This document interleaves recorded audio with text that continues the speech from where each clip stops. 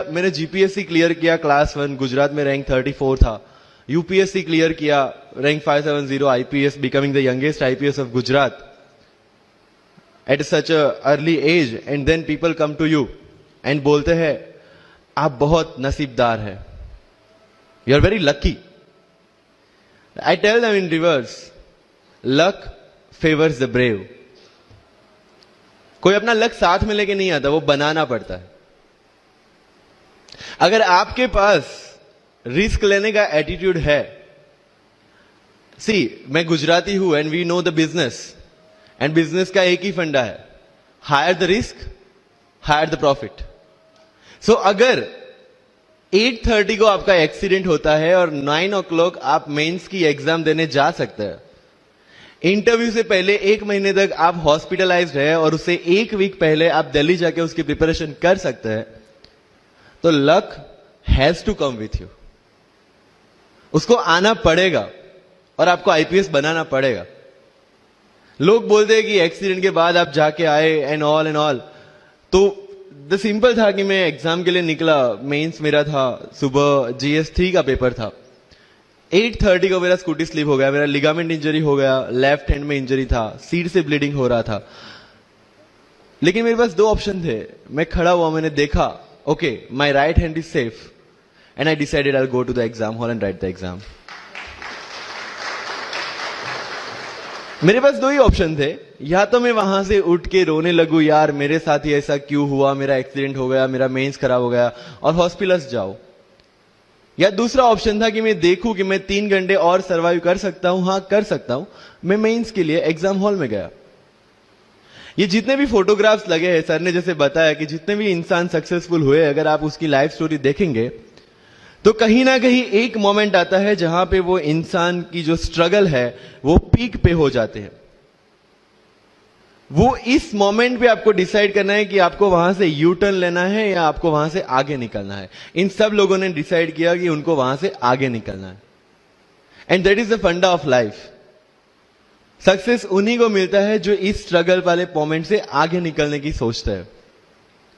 जब भी आपको लगे कि आपके सिर पे बहुत मुसीबत है, जब भी आपको लगे कि आप हर तरह से गिर चुके हैं, जब भी आपको लगे कि आपके पास कोई ऑप्शन नहीं है, तब एक चीज आप अपने दिमाग में लाइएगा कि यही मोमेंट है जहां से आपकी तकदीर बदलने वाली है।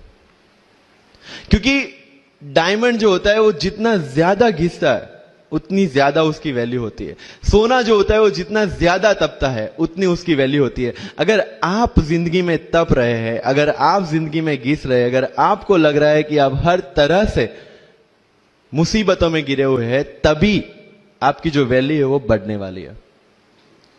और यही मेरा एटीट्यूड रहा है। लोग बोलते हैं कि तुम्हारी फाइनेंशियल कंडीशन ठीक नहीं थी, पापा इलेक्ट्रिशियन थे, मम्मी हाउसवाइफ थी, डायमंड के कारखाने में काम करती थी, उसके बाद उन्होंने मैरिज में रोटियां बनाने का काम किया, और उस तरह से मैं पढ़ा।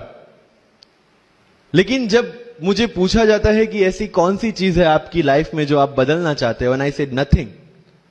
क्योंकि अगर वो चीजें नहीं होती मेरी लाइफ में तो शायद आज आपके सामने मैं नहीं होता। तो अगर लाइफ में प्रॉब्लम्स है, अगर लाइफ में स्ट्रगल है, जैसे सर ने बताया struggle is a part of life, and I strongly believe in that. क्योंकि अगर हम दिल्ली में थे, मेरे दोस्त के साथ में निकला बाहर घूमने, तो बोलता है यार ऐसी लाइफ चाहिए, कोई मगजमारी नहीं, आराम से बैठते हैं पूरे दिन एसी वाले कमरे में, बहुत सारे पैसे हैं और कोई टेंशन नहीं, ऐसी लाइफ चाहिए मुझे। मेरे पास ऑप्शन है। बोलता क्या? बोला देख सामने एटीएम का रूम दिख रहा है, एसी वाला कमरा है, बहुत सारे पैसे, कोई मगजमारी नहीं, जॉब ले ले। क्यों IAS IPS में दिमाग खराब कर रहा है? अगर स्ट्रगल नहीं चाहिए तो you have to compromise with that life. जब भारत वर्ष का सपना चंद्रगुप्त ने देखा, चाणक्य ने देखा, और उस भारत वर्ष को बनाने के लिए जब ये संघर्ष जारी था, और तब राजा धनानंद की डॉटर दूरदराज से चंद्रगुप्त को प्यार हो जाता है, और जब चाणक्य उनको बोलते कि नहीं तुम्हें उससे दूर रहना है, और तब चंद्रगुप्त बोलता है आचार्य कभी कभी सोचता हूं कि जिंदगी में या ये भारत के सम्राट बनने के लिए इतना त्याग, इतना बलिदान ना देना होता तो। और तब चाणक्य रिप्लाई करते हैं तो हर कोई भारत का सम्राट होता। This is the fundamental rule of life. अगर आईएएस बनने के लिए, आईपीएस बनने के लिए सैक्रिफाइस करना नहीं पड़ेगा, अगर उसके लिए आपको त्याग नहीं करना पड़ेगा, तो आज पूरे इंडिया में हर घर में आपको आईएएस आईपीएस मिल जाएंगे। So when you are entering into this game of UPSC or MPSC, make sure that you have to sacrifice anything which will take you to your goal. लेकिन प्रॉब्लम ये है कि हमें टेंशन होती है, यार दोस्त की एंगेजमेंट है, उसकी बर्थडे पार्टी है, उसकी शादी है, अटेंड नहीं करूंगा तो बोलेगा मैं तेरी शादी में नहीं आऊंगा, एंड ऑल।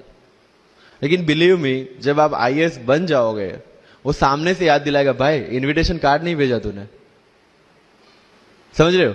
तो जो कुछ भी इसके लिए सेक्रीफाइस कर रहे हो, वो जब आप उस पोस्ट पे पहुंचोगे, सब कुछ वर्थ है, सब कुछ।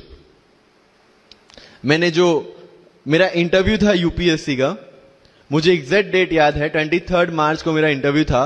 20 फरवरी को मुझे हॉस्पिटल में एडमिट किया गया क्योंकि मुझे इन्फेक्शन हो गया था बॉडी में, एंड बहुत हाई फीवर था, तो आईवी के अलावा कोई ऑप्शन नहीं था। 1 मार्च को ठीक होके मैंने सोचा चलो दिल्ली निकलते हैं। 2 मार्च को मैं दिल्ली पहुंचा। 3 मार्च को वापस से टॉन्सिलाइटिस का अटैक होने की वजह से फ्लाइट लेके वापस से पालनपुर, अहमदाबाद। Again hospitalization. 15 मार्च को I got relieved from the hospital. 16 मार्च को मैं दिल्ली पहुंचा और 23 मार्च को I gave my UPSC interview. तो 1 महीने का हॉस्पिटलाइजेशन। उसके बाद जब दिमाग में ये था कि मेरे साथ जो लोग इंटरव्यू दे रहे हैं वो 1 महीने से प्रिपरेशन कर रहे हैं, एंड 1 महीने से मैं हॉस्पिटल में था, again I thought this is the moment to prove yourself. I went to the interview और पूरे इंडिया में 2nd highest marks in interview for the entire life. कि जितने भी कंप्लेंट्स आपकी लाइफ में है, मैं यहां से आता हूं, मेरे पेरेंट्स ये करते हैं, मैं वो करता हूं, मेरा इंग्लिश अच्छा नहीं है, मेरा मैथ्स अच्छा नहीं है, ये सारे हमने अपने आप को दिए हुए एक्सक्यूजेस है।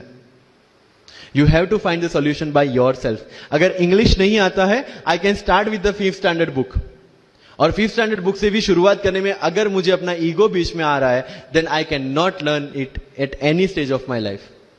Start with the 5th standard book, start listening English, start speaking English. अगर बोलने में शर्म आती है, अपने मोहल्ले के किसी 3-4 बच्चों को जो 1st 2nd स्टैंडर्ड में, उनको उठाओ और उनके साथ बातें करो। उनको वैसे भी समझ में नहीं आ, और अपने को वैसे भी पता है अपन क्या बोल रहे हैं। Getting my point? तो अगर वहां पे भी अगर ईगो बीच में आ रहा है, start doing like this, start speaking. मैं 11th-12th में था, मुझे पता था मेरा इंग्लिश कैसा है, फिर भी I used to speak English, क्योंकि मुझे पता है सामने वाले को तो वैसे भी समझ में नहीं आ रहा है। अगर किसी मूवी में इंग्लिश डायलॉग सुन लिया, पूरा दिन मेरे दिन, मतलब जहां पे भी कोई भी बात करूंगा, मैं वहां पे वो डायलॉग घुसाऊंगा। This attitude should be there. तो लाइफ में जो मैं कंप्लेनिंग एटीट्यूड की बात कर रहा था, वो कंप्लेनिंग एटीट्यूड आपको कहीं पे भी नहीं ले जाएगा। You have to put all your complaints aside, start preparation.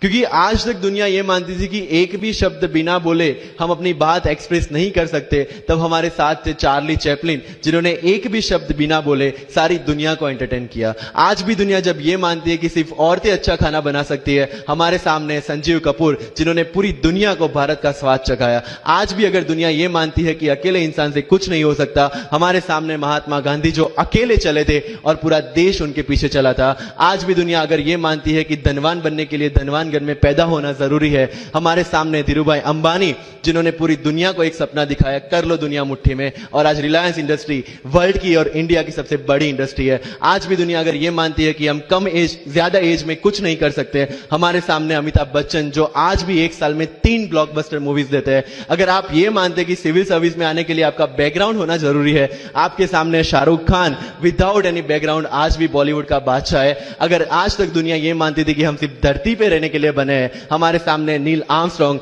जो चंद्र पे जाके आए, आज तक हम ये जानते हैं कि हम क्या है, हम क्या बन सकते हैं, ये जानने का टाइम शुरू होता है अब। Thank you so much.